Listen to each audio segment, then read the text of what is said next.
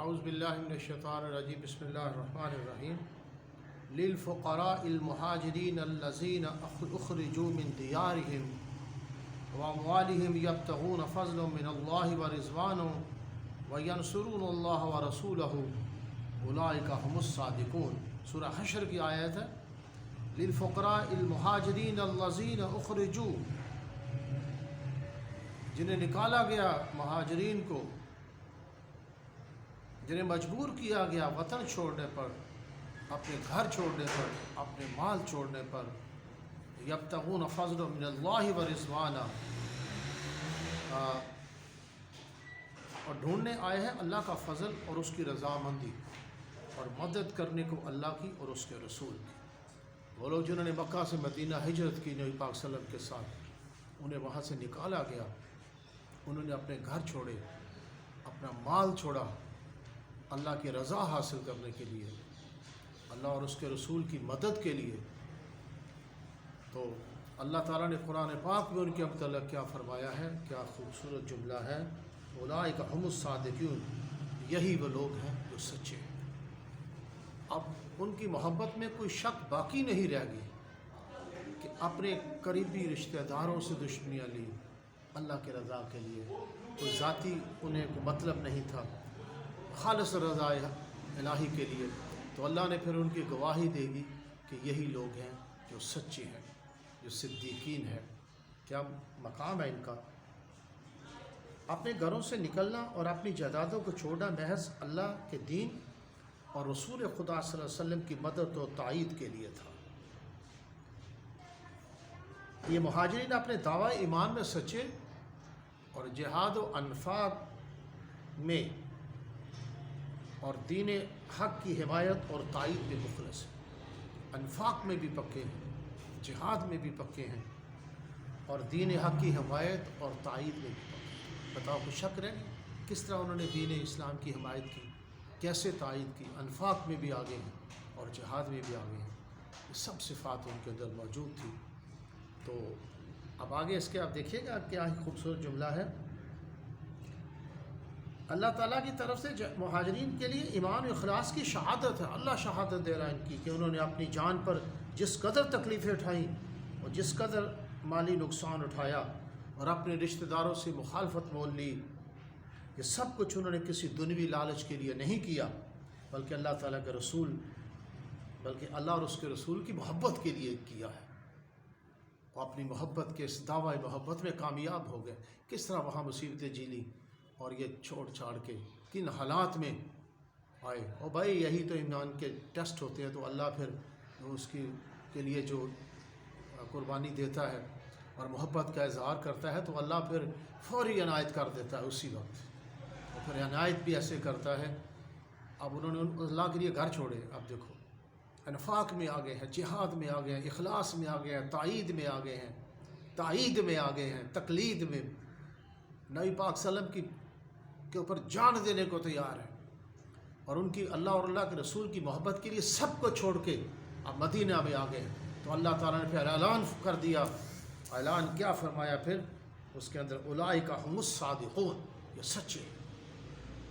اب یہاں کیا ہی خوب جملہ کسی نے لکھا ہے کہ انہوں نے کسی دنیوی لالچ کے لیے نہیں کیا، بلکہ اللہ اور اس کے رسول کی محبت کے لیے کیا ہے۔ مہاجرین میں سے کسی شخص کے بارے میں کوئی غلط عقیدہ رکھنا اس آیت کا صریح انکار اور کفر ہے، یاد رکھنا۔ کیونکہ اللہ تعالیٰ نے اس آیت میں تمام مہاجرین کو ایمان و عمل میں مخلص اور صادق فرمایا۔ اب آپ بتاؤ کہ ان کے معاملے میں کوئی بغض یا شک رکھنے کا آپ خود فرما لو، قرآن فرما رہا ہے، خود آپ غور کریں اس کے اوپر دیکھیں۔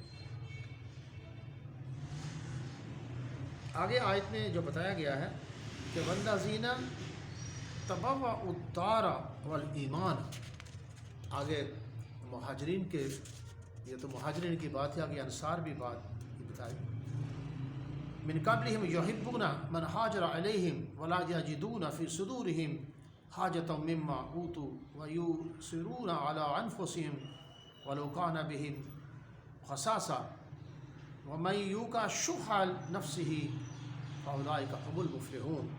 میرے بھائیو آگے ان کے متعلق کیا خوبصورت بات بتا دی گئی ہے کہ آگے جو انصار تھے ان کے بارے میں یہاں کیا فرمایا گیا. مہاجرین کے علاوہ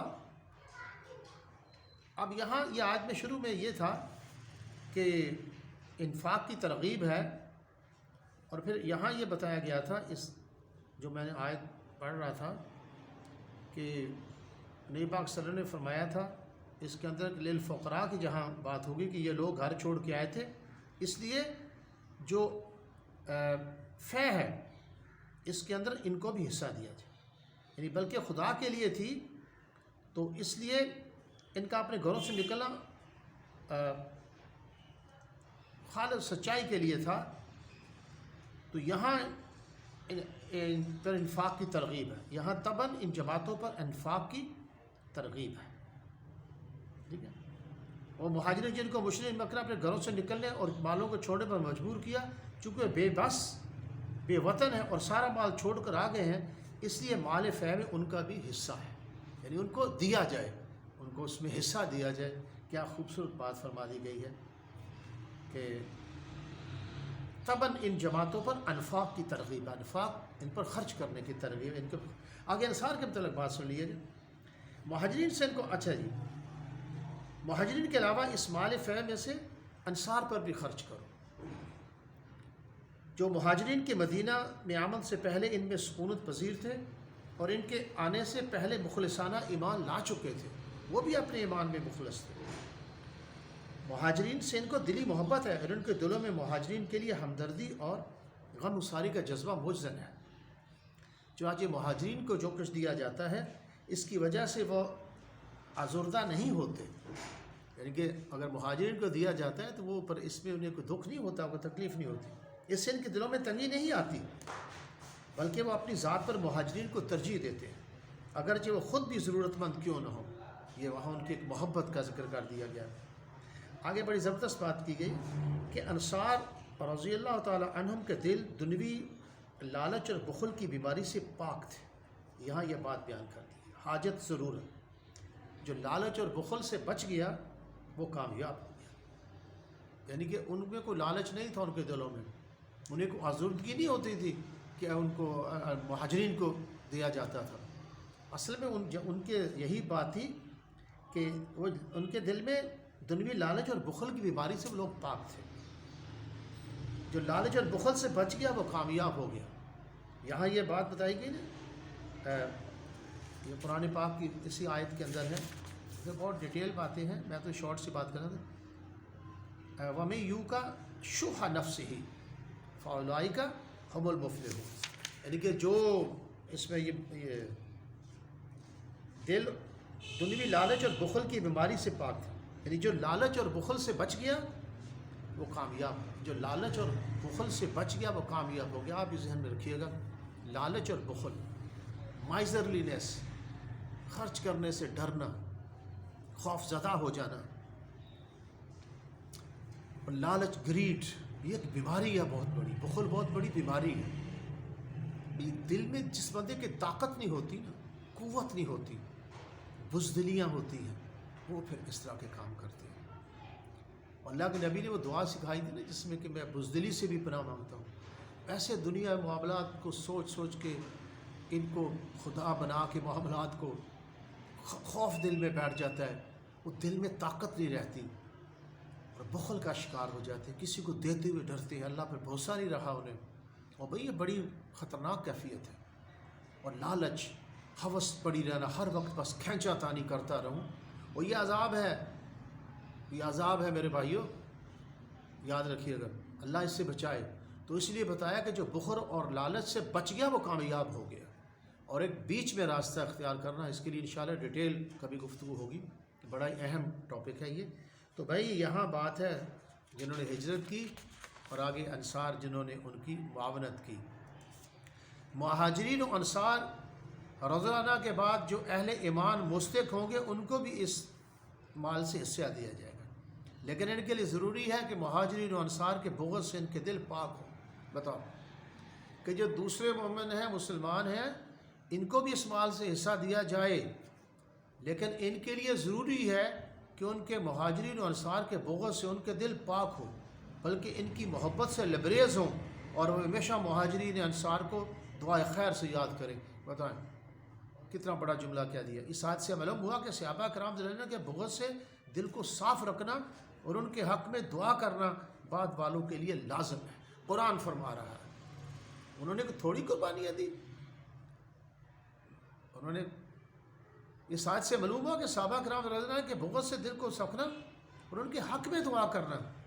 یہاں تک کہ امام مالک فرماتے ہیں جس شخص کے دل میں کسی بھی صحابی کا بغض ہوگا مال فی میں اس کا کوئی حصہ نہیں۔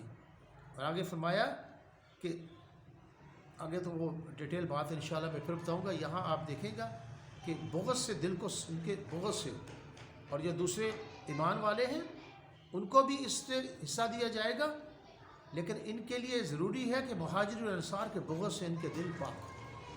صحابہ کے ساتھ محبت کتنا لازمی عنصر ہے۔ بھی ایک آپ کو میں یہ بات بتاتا ہوں جو ایک بڑی غلط فہمی کا لوگ شکار ہو جاتے ہیں۔ اب یہ اللہ نے خود قرآن میں صحابہ کی محبت کے متعلق فرمایا ہے، ان کے بغض نہ رکھا جائے۔ بعض لوگ معذرت کے ساتھ میں ایسے ایک بات کرنا چاہتا ہوں، جیسے اہل بیت اعظام اتحاد، کیا شان ہے ان کی، اور بھائی ان کے معاملات میں تو اگر تھوڑی سی کوئی آگے پیچھے کوئی عقیدے میں بھی ہو جائے تو ایمان کے جانے کا خطرہ ہے، یہ بات یاد رکھیے گا۔ ان کا اتنا مقام ہے بھائی، ہم بیان نہیں کر سکتے بھئی۔ یہاں یہ بات آپ بھی ایک اٹل بات ہے، یہ قرآن نے بیان فرما دی ہے۔ یہاں کوئی صحابہ سے محبت، صحابہ میں تو اہل بیت بھی سارے شامل ہیں، تو بھئی یہ محبت کا مطلب یہ نہیں کہ کوئی پیرالل راستے ہیں دو، وہ ایک ہی راستہ ہے سارا۔ صحابہ ہیں، اہل بیت ہیں، ان سے بغض دیکھ لیں، قرآن نے فرما دیا، ان کے سچائی کا دعویٰ قرآن نے فرما دیا اور آیت نازل فرما دی، اور ان کے ساتھ بغض سے منع فرما دیا گیا قرآن نے۔ بتاؤ تو اب یہ کوئی صحابہ سے محبت کوئی پیرالل نہیں ہے یہ، اور بھئی انہی کی وجہ سے تو اسلام پہنچا ہمارے پاس۔ اب سوچو نا، ایسے اہل بیت کی محبت بھی یاد رکھیے گا، ہمارے ایمان کا تقاضا ہے، لازم ہے، یہ ذہن میں رکھیے گا۔ اور یہاں یہ لوگ تھے مکہ سے کس طرح آئے؟ اللہ کے رسول کی محبت ہی تو تھی، آئے، پھر اللہ نے ان کو ایسا ایوارڈ دیا کہ کچھ سوچ بھی نہیں سکتا ایسا۔ وہ کہتے ہیں نا کہ پھونکوں سے یہ چراغ بجھایا نہ جائے گا، یہ اللہ نے مقام ہی ان کو ایسا دیا ہے کہ کسی کے کوئی جتنا کام کر لے کم ہو ہی نہیں سکتا۔ وہ تو ایک عذاب شمس سے چڑھتا ہوا سورج ہے، ان کے جو اللہ نے ان سے بغض رکھنے سے منع فرما دیا گیا، بتاؤ، اور ان کو سچا قرار دے دیا، اس سے بڑا اور اعزاز کیا ہوتا ہے؟ قرآن نے فرما دیا، اور اللہ کے نبی نے جو ان کے متعلق جو اعزازات سے نواز، اللہ کے نبی تو وہ تھے جن کا علم محیط، تو غیب کی خبریں بتانے والے تھے، محمد رسول اللہ صلی اللہ علیہ وسلم۔ آپ نے زندگی میں جو صحابہ کے متعلق جو ایوارڈ دیے ان کو، جو آپ حیران رہ جائیں گے، اور محمد صلی اللہ علیہ وسلم، بتاؤ۔ اور یہاں اللہ نے قرآن میں واضح فرما دیا، اور اللہ کے محمد صلی اللہ علیہ وسلم کے آپ دیکھیں جو آپ نے ارشادات ہیں ان کے متعلق، جیسے امام حسین رضی اللہ عنہ جنت کے نوجوانوں کو سردار بنا دیا، حضرت فاطمہ زہرا رضی اللہ تعالی عنہا کو خاتون جنت کی عورتوں کا سردار بنا دیا، اور صحابہ کے متعلق ایسے ایسے اعزازات دیے۔ اور بھائی ان سے محبت تھی، ایمان کا تقاضا ہے، اور اللہ میں عمل کی توفیق کرتے ہیں۔